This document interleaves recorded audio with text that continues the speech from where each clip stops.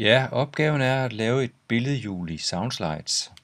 Det skal afleveres her i mit holds Moodle-rum, her hvor der står øvelse billedhjul i Soundslides. Så vi må hellere komme i gang. Jeg starter Soundslides op, ligger her og laver et nyt projekt.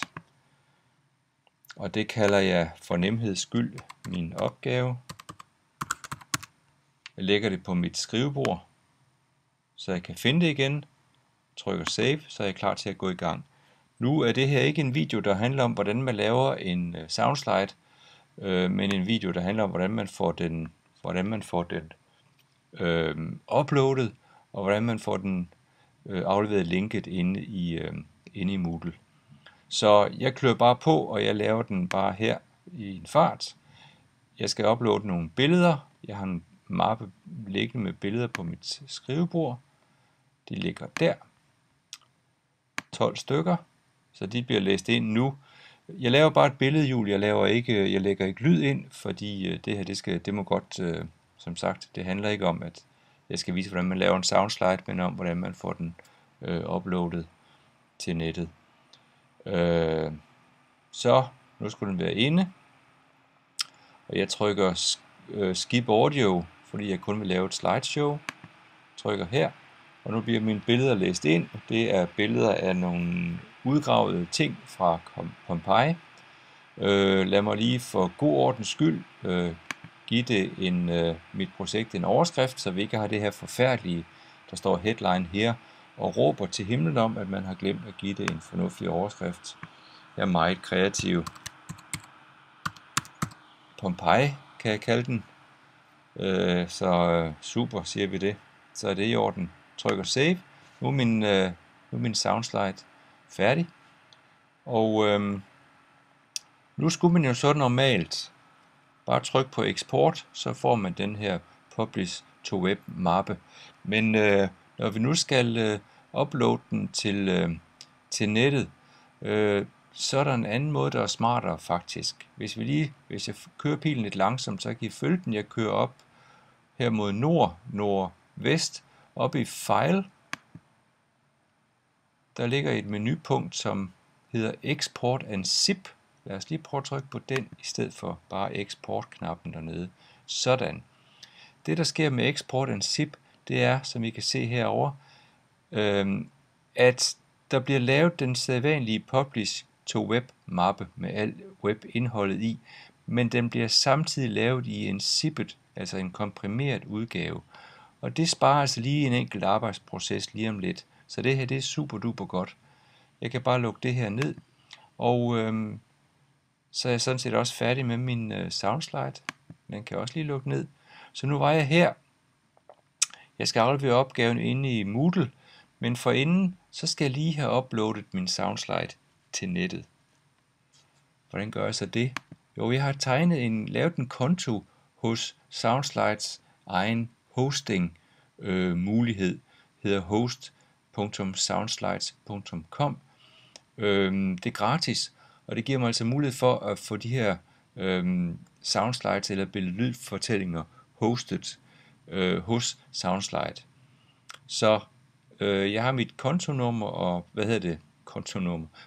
username, password stående her, så jeg logger ind og kommer ind i det her Soundslides hosting rum, hvor I kan se, at jeg allerede har et gammelt slideshow til at ligge. Så skal jeg uploade mit nye slideshow. Trykker på upload slideshow. Den siger her, at jeg så skal zippe min publish to web mappe og uploade den. Men det har jeg jo allerede gjort. Det foregik jo i et hug, da jeg trykkede på export and zip. Så jeg skal bare ud og finde den fil. Så jeg trykker på select file, og så går jeg på jagt efter min publish to web zip fil, som ligger her. Og den trykker jeg på, siger open. Og så bliver den uploadet i en fart, kan I se. Sådan. Jeg får nu at vide, at mit slideshow, det står i kø til at blive processeret, hvad hedder det på dansk? Processed. Den er ved at blive den er i proces nu, det er vist det hedder på dansk, den er i proces. Sådan, nu er det overstået. Her ligger min slideshow, som hedder Pompeii. Og hvad har jeg så herovre? Lad os lige prøve at regne det igennem. Det her, det er det link, jeg skal aflevere i Moodle. Så det husker vi lige på. Men der er altså også, jeg har også mulighed for at se mit slideshow her. Hvis jeg trykker på View, så kan jeg se mit slideshow. Og der er også den her, det der er nok så interessant, hvis ikke lige man er i og skal aflevere en opgave i Moodle, men skal bygge den her billede-lyd-fortælling ind i et website, så har man brug for det, der hedder embed-koden, og den ligger faktisk her. Den her stump kode skal egentlig bare bygges ind på et website, så flytter soundsliden, fortællingen om Pompeii, så flytter den så at sige ind på websitet. Så det er jo super, super godt. Nu skal jeg jo lige se, hvordan jeg kommer tilbage til min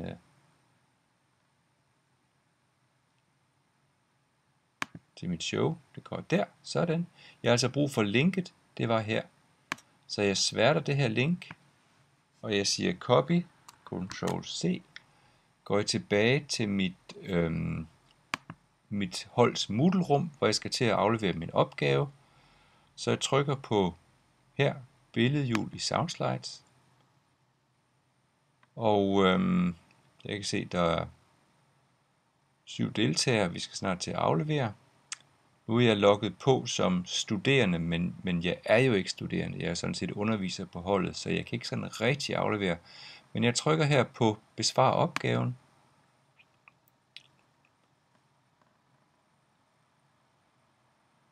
Og her i det felt, hvor der står online tekst, sætter jeg bare min tekstmarkør, og så siger jeg paste eller Ctrl V, sådan. Og så trykker jeg gem. Sådan, så er min opgave afleveret. Læreren kan gå ind og se, at her ligger linket til min Soundslides. Det kan underviseren jo så tage og klikke på eller sætte ind i sin browser. Det kan jeg lige prøve at gøre, så I kan se, at det rent faktisk virker. Sådan. Og så ryger jeg direkte over på Soundslides hosting, og så ser jeg min billedserie herinde fra Pompeii. Det er sådan set ikke særlig kompliceret. Det kan være, at I skal se den her video igennem et par gange, for I lige bliver sikre på hånden, men det er ikke særlig kompliceret. I har brug for selvfølgelig Moodle, eller det website, hvor I skal aflevere jeres ting, og så har I brug for den her Soundslides hosting facilitet, og så har I brug for at kunne ind i Soundslide export en zip i et hug, og så upload slideshowet her til Soundslides hosting service, så I kørende. Så god fornøjelse med det, og tak for nu.